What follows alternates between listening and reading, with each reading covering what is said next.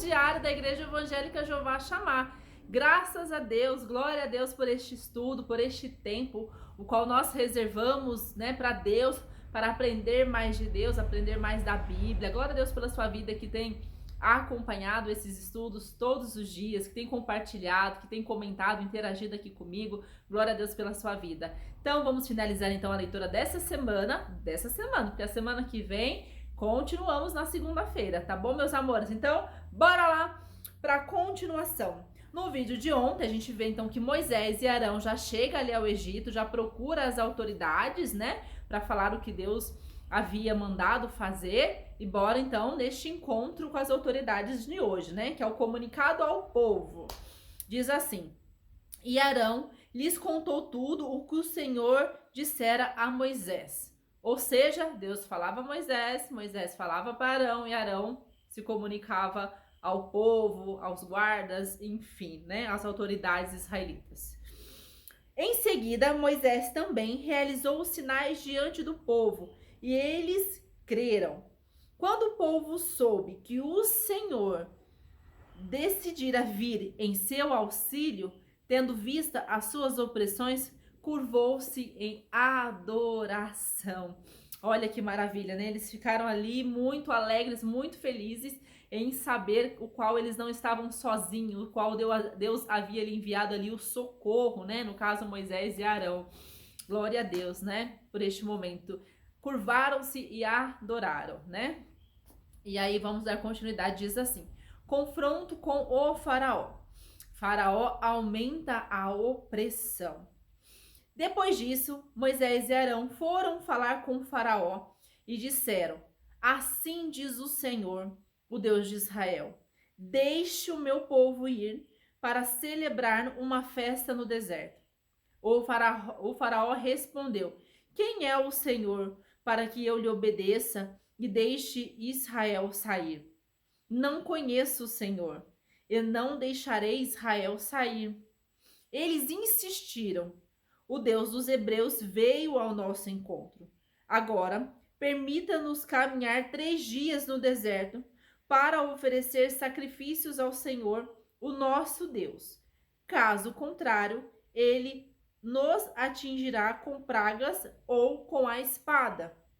Mas o rei do Egito respondeu: Moisés e Arão, por que vocês estão fazendo o povo interromper suas tarefas?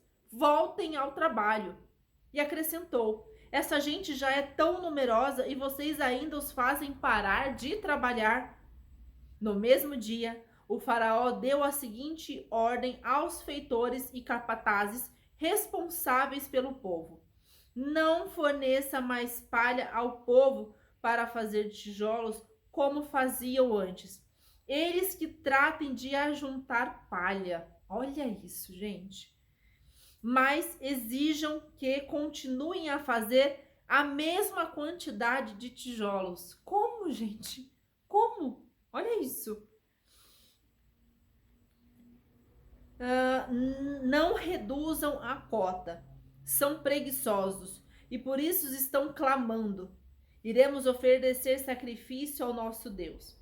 Aumentem a carga de trabalho dessa gente para que cumpram suas tarefas e não deem atenção a mentiras. Ou seja, não vou fornecer nem as palhas para eles fazerem os tijolos. Agora eles que vão ter que se virar para juntar as palhas, para fazer o tijolo. Eu quero a mesma quantidade, não é para diminuir, né? Porque fazendo isso, o tempo deles de trabalho, a carga seria muito maior, o qual eles não teriam tempo para poder clamar a Deus. Que na visão de Faraó é a atenção a essas mentiras, né? Que para o povo era um clamor a Deus, para Faraó que não conhecia o Deus dele, né? Fica aí dando ouvido a essas mentiras, né? Vamos parar com essas palhaçadas, com essas bobeiragens. É mais ou menos isso que ele está falando aqui, né? Voltem ao trabalho, né? Os feitores e os capatazes foram dizer ao povo: assim diz o faraó, já não lhes darei palha. Saiam e recolham na onde puderem achá-la, pois o trabalho de vocês em nada será reduzido. O povo então espalhou-se por todo o Egito a fim de ajuntar restolho em lugar da palha. Enquanto isso, os feitores os pressionavam, dizendo: completem a mesma tarefa diária lhes que foi exigida quando tinham palha. Os capatazes israelitas, indicados pelos feitores do faraó, eram espancados e interrogados. Olha, gente, imagina tamanha dor, tamanha aflição desse povo, né?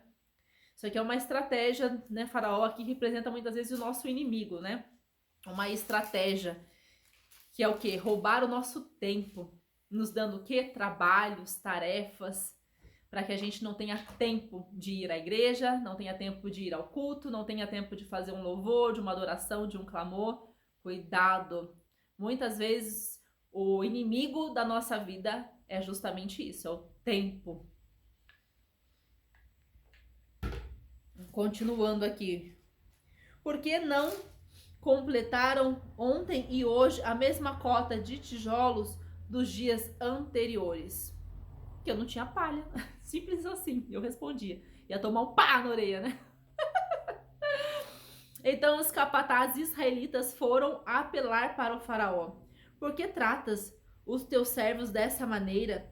Nós, teus servos, não recebemos palha. Contudo, nos dizem, façam tijolos. Os teus servos têm sido espancados, mas a culpa é do teu próprio povo.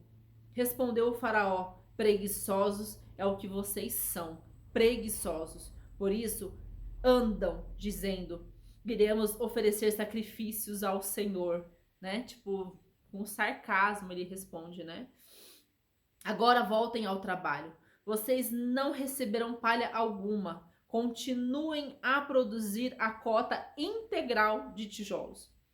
Os capatazes israelitas se viram em dificuldade quando lhes disseram que não poderiam reduzir a quantidade de tijolos exigidas a cada dia. Ao saírem da presença do faraó, encontraram-se com Moisés e Arão, que estavam à espera deles, e lhes disseram: o Senhor os examine e os julgue. Vocês atraíram o ódio do faraó e dos seus conselheiros sobre nós, e lhes puseram nas mãos uma espada para que nos matem. Moisés voltou-se para o Senhor e perguntou: Senhor, por que maltrataste este povo? Afinal, por que me enviaste? Desde que me dirigi ao faraó para falar em teu nome, ele tem maltratado este povo, e tu de modo algum libertaste o teu povo, né? É aquilo, quanto mais a gente ora, mais assombração aparece. Quanto mais a gente fala com Deus, mais a gente se aproxima de Deus, parece que as coisas ficam pior. É esse sentimento que Moisés está tendo. Senhor, depois que o Senhor mandou eu ir lá falar com o faraó para libertar o povo, o faraó ficou pior, né? O Senhor mandou a gente ir lá falar com ele para ajudar, mas a gente atrapalhou. Porque agora, após a gente ter ido lá falar com o faraó, as coisas pioraram, ele tá maltratando mais esse povo, oprimindo mais, judiando mais, e o Senhor não liberta eles, né? Não faz sentido isso. Para que o Senhor enviou a gente aqui? Parece que tudo ao contrário, né? Tudo ao contrário. Quanto mais a gente pede, mais a gente ora, mais as coisas ao contrário. O Senhor não vai intervir, o Senhor não vai fazer nada. Que Deus maldoso, que Deus cruel. Não é verdade? Ai, gente, mas só a gente tem que pensar da seguinte forma: Deus sabe de todas as coisas. Deus está no controle de todas as coisas. E a gente não... Se Deus for contar pra gente o que ele vai fazer, da forma que ele vai fazer e pra que ele vai fazer, a nossa mentalidade é muito pequena. A gente não tem inteligência suficiente para acompanhar os planos de Deus. Porque da forma que parece aqui, parece que é loucura, né? Não parece que é loucura. Então muitas vezes Deus nem perde tempo contando pra gente, porque não cabe na nossa inteligência todo o propósito, todo o trabalhar, todo o plano do Senhor, né? Hoje é fácil a gente contar essa história porque a gente sabe lá no futuro o que aconteceu. E a gente sabe que eles foram libertos, que Deus libertou, e o plano do Senhor foi concluído com êxito, do jeito que Deus falou que ia ser, Deus foi lá, fez acontecer, libertou, deu tudo certo. Mas vamos entrar na história. Imagina para Moisés naquele dia, naquele momento, sem saber o que aconteceria no futuro, apenas com uma palavra, apenas com uma promessa. Ele olhava e falava: não tá colando, não tá rolando, não tá dando errado, saiu do seu controle. Você achava que, mas ele falando pra Deus, saiu do seu controle, você achava que ia dar certo, mas deu tudo errado. Você achava que ele fosse libertar, mas ele tá oprimindo mais, Deus, não tá rolando, esse seu plano tá errado, né? E a gente sabe que não tá, mas é isso, Deus é Deus. E a gente é a gente não tem capacidade para entender o que os planos do Senhor. Então o que a gente faz? Boca fechada, confia, faz, acabou. É isso, é o que a gente tem para fazer. Confiar, acreditar, dar graça em todas as coisas, porque todas as coisas cooperam para o bem daqueles que amam a Deus. A gente sabe que Deus não perdeu o controle. Vai dar tudo certo, por mais que olhando aos nossos olhos carnais, esteja tudo ao contrário. Tem que acreditar, tem que confiar, Deus sabe o que faz. Né, meus amores? Então é isso. Vou ficando por aqui no estudo, então, da nossa semana, estudo bíblico diário da Igreja Evangélica Jeová Shammah, onde nós estamos contando a história em detalhes do chamado, né, a história de Moisés, que tá muito legal, muita coisa ainda vai acontecer na semana que vem. Então eu espero vocês pra gente continuar juntos a partir de segunda-feira, mais uma semana de estudo bíblico diário, com a continuação da história do chamado de Moisés no Egito. Tá bom, meus queridos? Beijo no coração de vocês. Fiquem com Deus, que vocês tenham um final de semana maravilhoso. Nos encontramos então no culto de domingo, às 9 horas da manhã, e na segunda-feira aqui nas videoaulas, tá bom? Beijo!